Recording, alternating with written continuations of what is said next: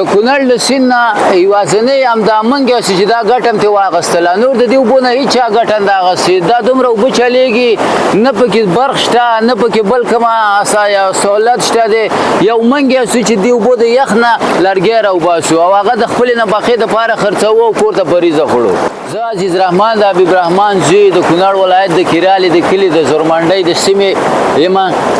موږ وروره دلته لرګي نیسو د کونړ د نږدې د مرکز نږدې ولسوالۍ خلک هم دلته راځي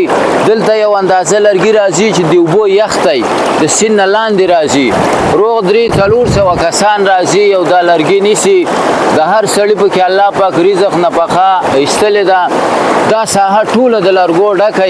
دلته ځای نه وي 3-4 بوجۍ پرتې دا د جوزا په میاشت کې راوچتېږي موږ ته ګل ویو دي سیند ته چې ګل کوي خو د جوزا په میاشت کې راوچتېږي او د هغې نه تر د دې 4 میاشتو پورې دا چلند کوي 4 میاشتې سیزن دی دا چلیږي هر انسان ته الله پاک خپل رزق خپل نفقه په دې کې ورکوي څوک یې خرڅوي څوک یې کور ته وړي څوک یې صدقه هم ورکوي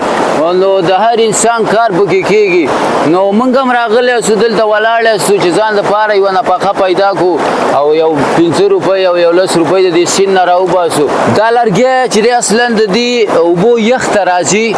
دا جالی نه د دې یخ ته راځي په سر نه راځي لاندې راځي او دې کې نښلي دا بیا وړو موږ هلته اړوو هلته ترې بوجۍ ډکوو جالې ورته تړو د ټوپانو نه او په هغې اچوو په دې ځای پورې باسو داسې هلکان شته دی چې هغه په 10 روپۍ بوجۍ پورې باسي د هغې پکې خپله یوه نفقه الله وباسي د ګاډو والا پکې خپله یوه نفقه وباسي نو 400-500 کسانو 400-500 کورنو رزق پکې الله ورکوي